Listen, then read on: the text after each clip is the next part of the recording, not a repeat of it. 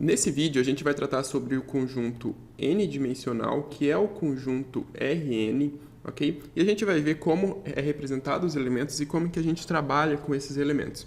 Na verdade, aqui o conteúdo vai ser bastante teórico e eu não vou utilizar exemplos com números, ok? Eu vou ficar bem na teoria mesmo, até porque a gente vai ter muitos exercícios na playlist de como utilizar números. Então, nessa aula, você tenta entender o máximo possível, anota tudo no caderno e o que não for possível entender, fica tranquilo que com os exercícios fica mais fácil. Já viu o Rn e vai ver como fazer com a notação, como representar os elementos de Rn através de uma matriz.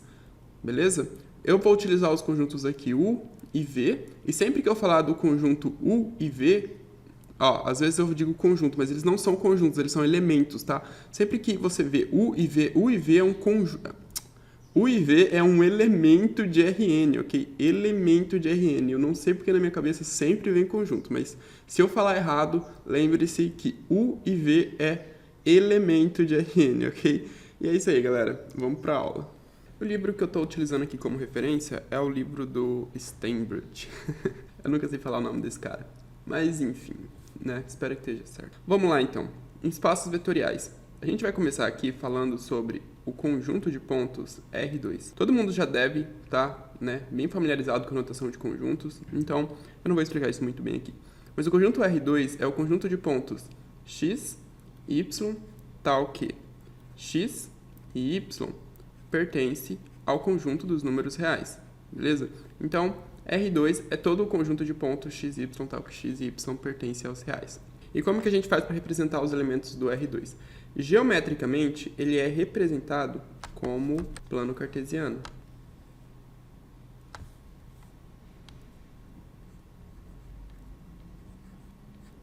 Certo? XY pode ser visto no plano cartesiano como sendo um ponto ou como sendo um vetor. Então, vamos traçar aqui mais um pontinho, mais um planinho, para a gente conseguir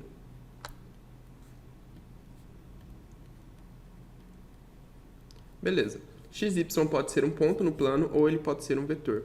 Quando XY representa um vetor no plano, a gente pode também dizer que eles são componentes. Ou, no caso, coordenadas, né? Aqui a gente diz que eles são coordenadas, aqui a gente diz que eles são coordenadas ou componentes. Então, vamos colocar aqui. Coordenadas ou componentes. A partir disso daqui, a gente estende essa ideia para R3, R4 e assim em diante até o conjunto n-dimensional, Rn, beleza? A partir do R4, a gente já perde toda essa visão geométrica aqui. R3 é bastante tratado nas aulas de geometria analítica, então vocês podem dar uma olhadinha lá. Mas a partir do R4, a gente já perde a visão geométrica. Mas a forma de trabalhar com esses conjuntos é análoga à forma de trabalhar com esses conjuntos aqui, R2 e R3. Ou seja, se você tem dois conjuntos, o conjunto U, que é representado por esses elementos, x1, x2,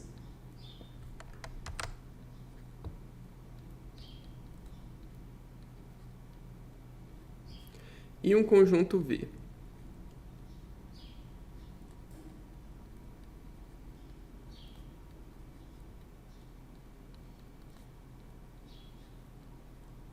A forma que você vai trabalhar com esse elemento de um conjunto n-dimensional é idêntica à forma como você trabalha com os elementos desse conjunto bidimensional. Por exemplo, se você tem U vezes V. U vezes V é da seguinte maneira. Ou seja, se a gente tem U igual a V, isso daqui é o mesmo que a gente fazer x1 igual a y1, x2 igual a y2, e assim sucessivamente, até que a gente chega no xn igual a yn. Se você lembra das aulas lá de geometria analítica, você vai lembrar bem de como trabalhar com esse conjunto aqui, e aí é só aplicar as mesmas coisas para o conjunto n-dimensional, certo? E se você tem U mais V, isso aqui é o mesmo que fazer x1 mais y1, x2 mais y2. Isso aqui cresce infinitamente até o xn mais yn. Beleza? E aí, se você tem um número alfa que multiplica o conjunto U, é o mesmo que ter alfa que multiplica x1, aí alfa que multiplica x2, infinitamente aqui, alfa que multiplica xn. E se você tem a multiplicação entre esses dois conjuntos, por exemplo, U vezes V, isso aqui é o mesmo que ter x1 que multiplica y1,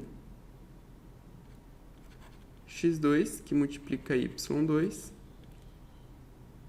e aí até xn que multiplica yn. E se você tem módulo de um vetor U n-dimensional, isso é o mesmo que fazer raiz de U vezes U, que é igual a x1 quadrado, x2 quadrado, até xn quadrado. Beleza? Aqui é mais. Você soma todos eles. Certo, pessoal? E o que mais que falta para a gente ver? Às vezes, um conjunto U ele é representado por uma matriz. Na representação em forma de matriz, o conjunto U ele vai ser representado da seguinte forma: x1, x2, xn. Simples assim. E daí, é fácil ver que se você fizer U mais V, utilizando matrizes, você vai ter x1, x2, xn, mais y1, y2, yn. E isso daqui, mesma coisa que a gente fez lá, utilizando ponto, usando coordenadas, a gente vai ter x1 mais y1, x2 mais y2, até xn mais yn. E se você tiver um número alfa que multiplica um vetor U, isso daqui vai ser o mesmo que ter alfa multiplicando x1, alfa multiplicando x2, até que você tenha alfa multiplicando xn. Essas daqui são as mais fáceis de identificar, tá bom? E nessa aula a gente vai encerrando por aqui, pessoal. Na próxima aula a gente vai pegar o conjunto Rn, que eu não consigo escrever.